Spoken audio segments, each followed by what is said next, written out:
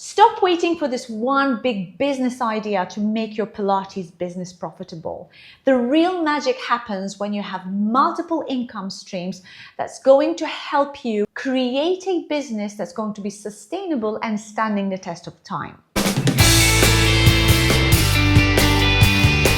My name is Anita Horry. I'm second generation Pilates teacher, trainer, and business coach. So in today's video, I'm going to share a mindset that I have learned from a fellow Maltese person called Daniel Vassallo. He has a very interesting concept of really playing multiple bets on smaller projects. So rather than having one huge idea, one big business idea that you want to focus all your effort, all your time, all your money, all your energy into, you really make sure that you get those different projects, small projects that are going to require less input from you, and you're going to test them out and make sure that they're going to work for you. And the ones that don't work for you, you just move on and you move to something bigger and better, but not wasting time and effort and dedication on trying to build your business and fighting the same old competition as always. So Daniel gave me a lot of ideas when it comes to the Pilates business and how we can evolve our businesses to be able to create multiple streams of income. And especially nowadays with the digital age coming in, the old-fashioned brick and mortar studios seem to be struggling with just giving the same old classes that perhaps people are starting to tire from. What can make our business unique? How can we keep our clients interested? How can we keep that energy going and people still interested in coming to our studio and being part of our Pilates community? So this is where I really want to give you as much value as I can in this video to help you identify what could really work for you and your studio. So here's my strategy based on Daniel's idea.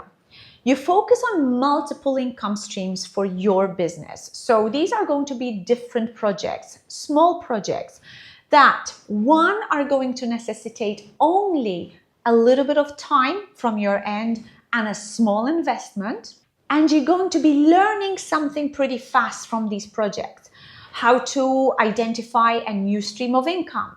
How to summarize a short list of exercises that are going to be beneficial for a specific type of clientele. Or perhaps how to create an additional income stream that is serving a specific type of community. Now, these projects should make you a decent amount of profit. I'm not saying you're going to be a millionaire from them, but every project that you create is going to make you some money. If it doesn't make you money, this is the time where you're going to say, move on. Let's focus on something else. Let's focus on a brand new idea. Maybe instead of teaching something in person, you want to take it online.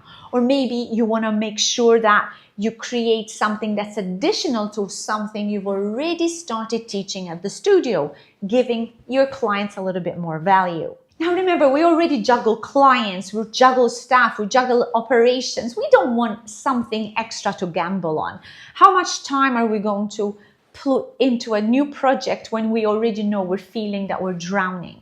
So I don't want you to spend too much time on thinking of how you're going to be creating your other income stream, your new income stream. What I'd like you to do is run small, tiny tests on these new ideas, on these new projects, whether you're doing them in person or whether you're doing them online or whether you're selling different merchandise, whatever it might be.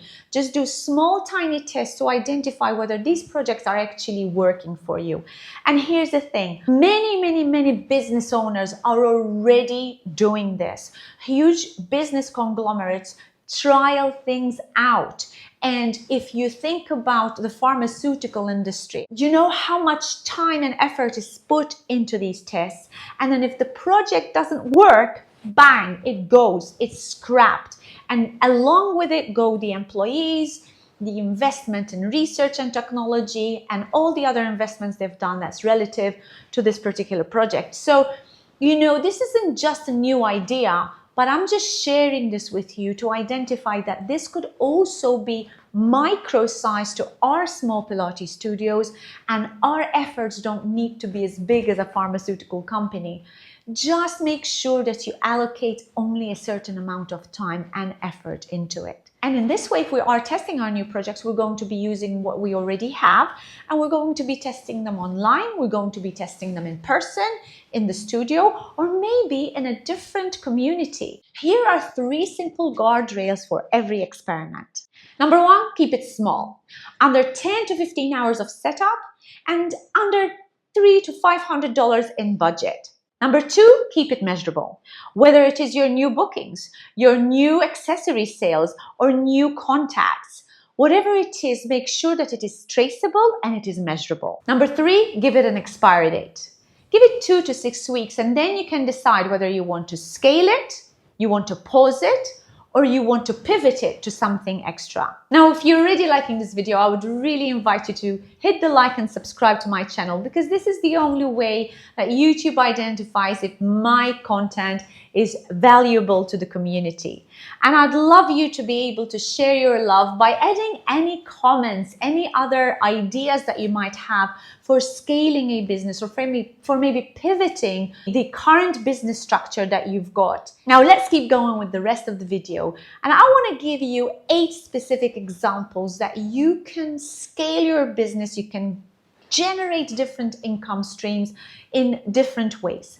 I'm going to look at ways on increasing or generating income from the studio side, so the brick and mortar side, and then digital ways. So our first in-studio idea is about selling off-peak hours, and selling off-peak hours in packages that are going to be discounted and very inviting to the community. So we're looking at maybe a 45-minute or maybe an even shorter 30-minute class during lunch breaks, or at 2 p.m. or maybe one that is later on during the day, maybe your last hour of the day, and measure percentage increases in occupancy for these particular time slots. And to give you an example, my client Amy in New York has reported a 30% increase for these power classes that she offers during these lunchtime hours. So these are powerful projects you can add to your current schedule. The second project idea is going to be weekend micro projects.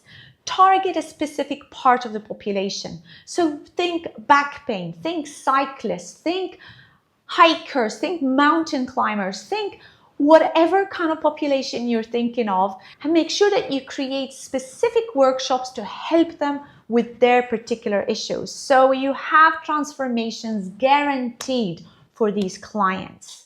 Make it short, make it powerful, make it productive, make it result orientated, so they know that they're gonna leave your studio with a lot more information, with a lot more awareness, with a lot more knowledge, and they've truly gained value in the time that they've spent in your studio. You don't have to create workshops for the same population week in, week out, but just generally go through the current population that's living in your area and see who you could start creating workshops for.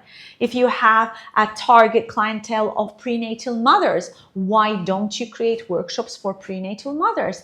And just giving them extra little snippets, extra little tips to help them outside of the studio, because this is where the transformation happens. And more importantly, you can easily convert some of these participants of your workshops into regular paying clients coming to your studio. Like what happened to Melissa from London, who converted 25% of her workshop attendees to regular paying clients in her studio. Another project idea that you could create for your studio is to add merchandise sales.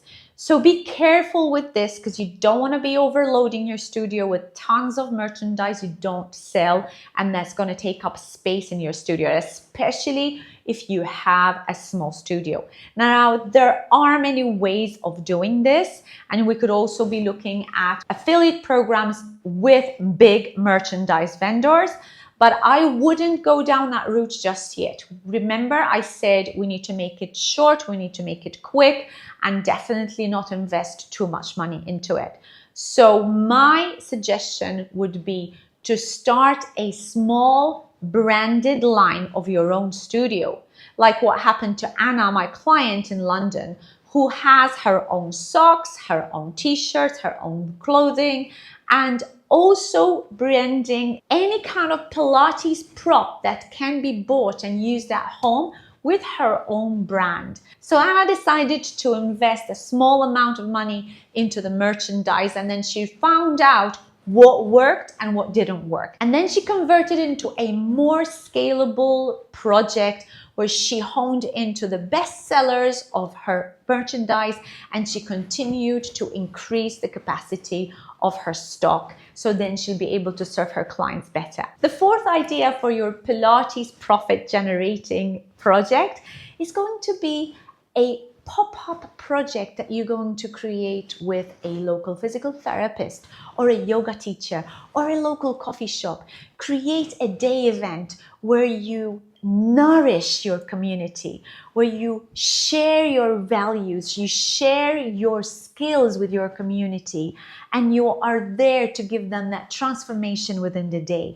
Maybe you can sell some of your merchandise as well during this event, and then you can share profits with these people. So this is just a small, very short planned, very quick and very cheap event to be able to organize, but it could turn into a multiple event project where you could be hosting one of these events every month. Now, what do you measure here? You got to measure new client signups from your partner. So have you managed to convert any clients from the physical therapist that you've worked with? Or maybe you've generated conversions from the yoga and Pilates event that you have created. Remember, measure everything. Make sure you have the contact details of every single person that attended the event. Make sure you identify whose clients they initially are, who they came for. Now let's look at additional projects that are going to generate you with more income outside of the studio. So beyond the studio, we have to start creating a digital library. Having a digital library nowadays is essential for creating the community that you want to build for your Pilates studio. And now I know you're going to say to me, hey, hang on a minute, we're supposed to be putting only 10 to 15 hours into our new project. How do you expect me to create a library? Simple. First things first, this is really simple.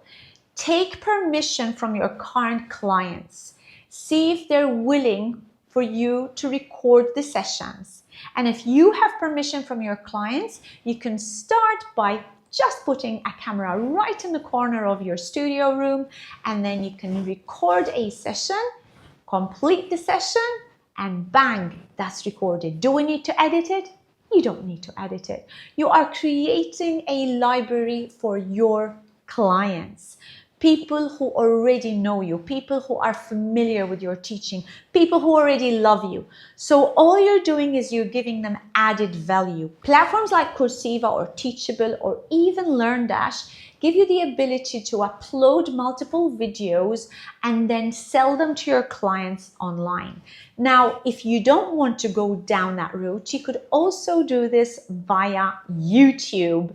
YouTube, yes, has a subscription basis where you can upload your own videos and then sell your subscription to your clients, who can then access the multiple videos that you start uploading online. If you feel that maybe you want to make it a little bit more professional and you want to dedicate a specific set of exercises for a particular subject matter, say for back pain, whatever it might be, you can do them in a shorter version. So you don't need to do a 50-minute session and post it online. You can do chunks of 15, 20-minute sessions and put them into a workshop or maybe a series of exercises or a series of videos that are going to be specific to that particular subject.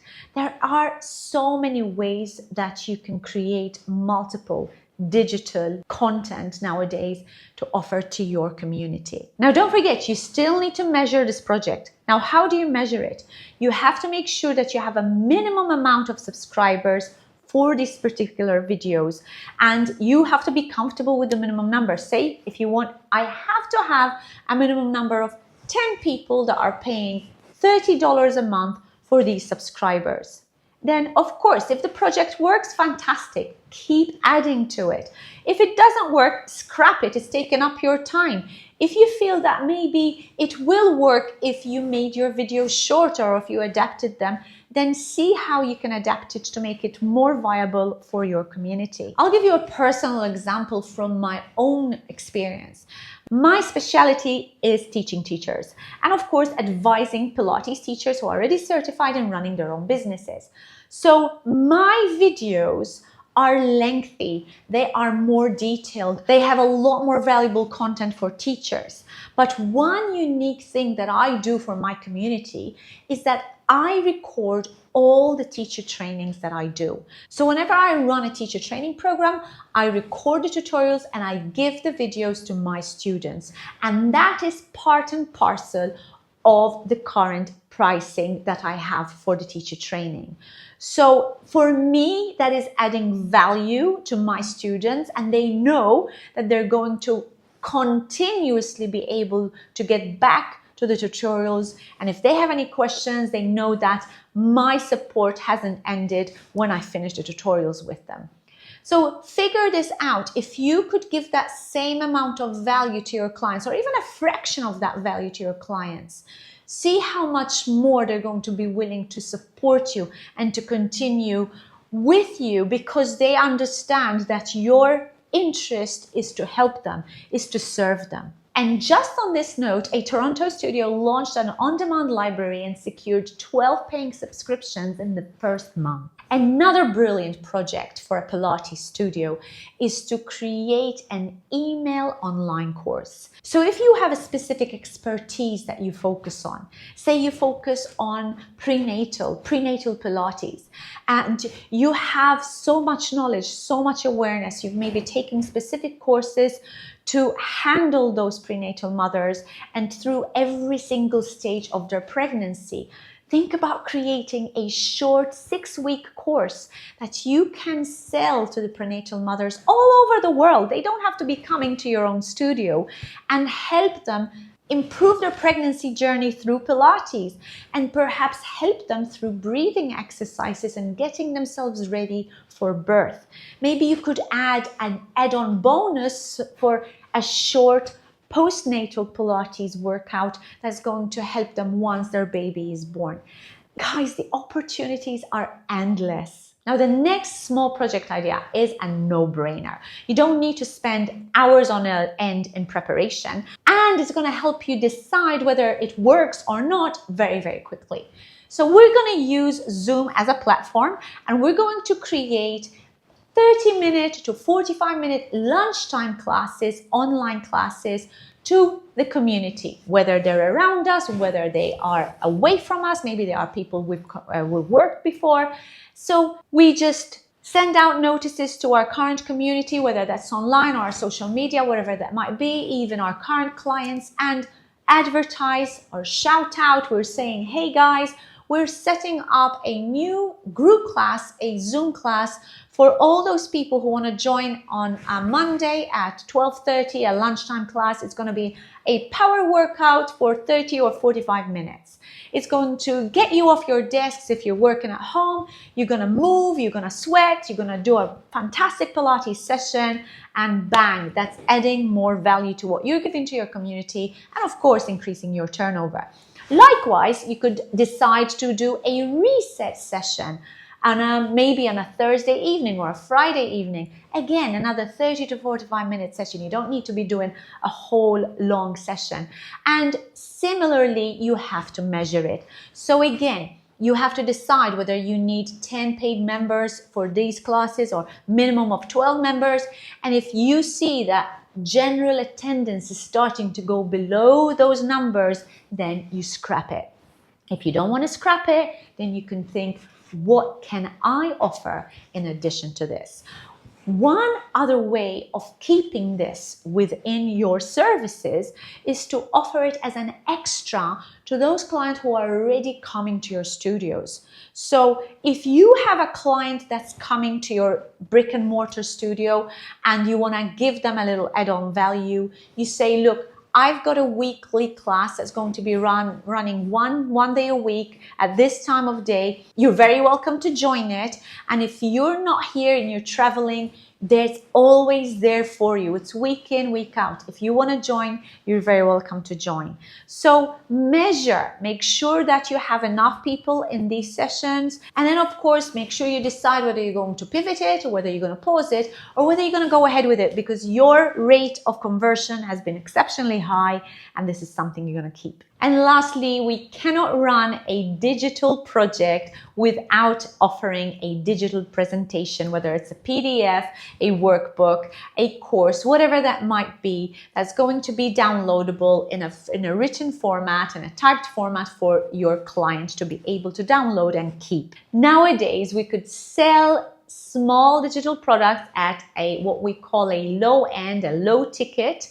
So we can then convert these people to buy our higher ticket items. So just charging maybe 9, 10, 15 bucks for a short workbook or a course is going to help generate more income for you, but also potentially convert more clients to your studios, to your regular studio sessions. And of course, here, don't forget to measure. You need to have a minimum amount of sales per month to identify whether this project is sustainable for you. Don't go crazy and set a target of 3,000 books in a month. You're gonna make sure that you are not putting so much effort in creating these workshops or these worksheets, but at the same time, you can't expect such a huge rate of return when you are not putting so much money or effort into it. So I would say that as a baseline, you should be looking at perhaps selling an approximation of 15 to 20 courses in a month. Now, if you can see that 15 to 20 courses is going to generate add-on income, then you can go and add more courses online, more digital products, more downloadable sheets. But of course, you have to measure it. All right, so these were just small snippets of ideas for having these small projects that are going to take very little time from your end to create and generate an income. And if you feel that you can see attraction, they're going to create a recurring income month in, month out. Now, how do you make a decision on which ones to go for straight away? I'm not expecting you to go and boom, bombard your community with 8 new projects. First of all, it's going to be overwhelming for you. And secondly, it might be a little bit of information overload for your community. So let's start by selecting perhaps just 2 projects. I would recommend you go with 1 digital product and 1 in-studio product. And think about the ideas that excite you the most. Think about the opportunities that you can see that are going to benefit you the most, and you know that it's going to be a complete no-brainer to create them. So test them out. Give yourself some time. You need to give them the exact amount of time. So if you're going to give one project 5 weeks, give the other project 5 weeks and start them simultaneously, and then make a decision on which one to keep and which one to scrap. Don't forget, to be able to make these decisions, you have to measure. So you have to measure the amount of hours that you've invested in it, the budget that you've invested in it, and then the return that you've got from the 2 different projects. So before you go making quick rush decisions, make sure that you have your numbers and you have your statistics. You're going to be shocked at how much momentum these small projects are going to create. Now, listen, I just want to share something that I feel is so important when you are working on differentiating yourself from other teachers, from other studios, and also creating that branding for yourself and your business. Always work ethically. We are not here to be stealing clients. We are not here to making anything unethical. We're not here to be cheating people. Keep it client-centered. Keep it fair. Keep it safe, keep it clean, and you know that your small bet should help your community, not confuse it. And finally, before I wrap up, I want to say that it's super important for you to have good measuring data. So if you don't know how to create these statistics, to collect all this data so you'll be able to make better informed decisions, you need to make sure that you have the appropriate software to be able to collect the information that you need and then analyze it in a way that will help you make your decision on whether your project is worthwhile or not.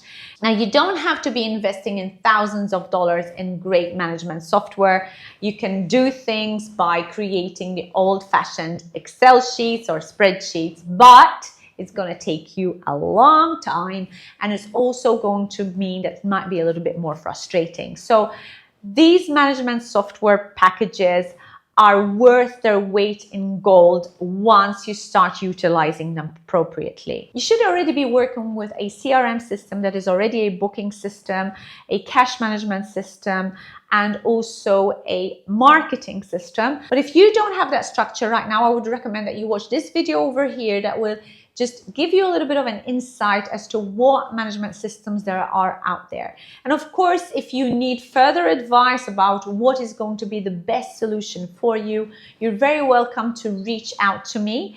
And if you have any questions about your business and how to improve the scalability of your business, or maybe how to pivot your business to a new direction, or you may be a new teacher that has no idea how to set up your Pilates business, I'm here to help you. This is totally my jam. I'm happy to support you. I'll give you a free discovery call to identify whether we can work together, maybe give you a few tips in the same call. But don't forget, you could also put comments in the comments below and I'll be able to read them and reply to you directly. Well, that's it for today, guys. If you did like the video, don't forget to hit the like and subscribe.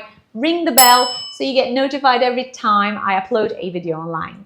Until my next video, goodbye for now.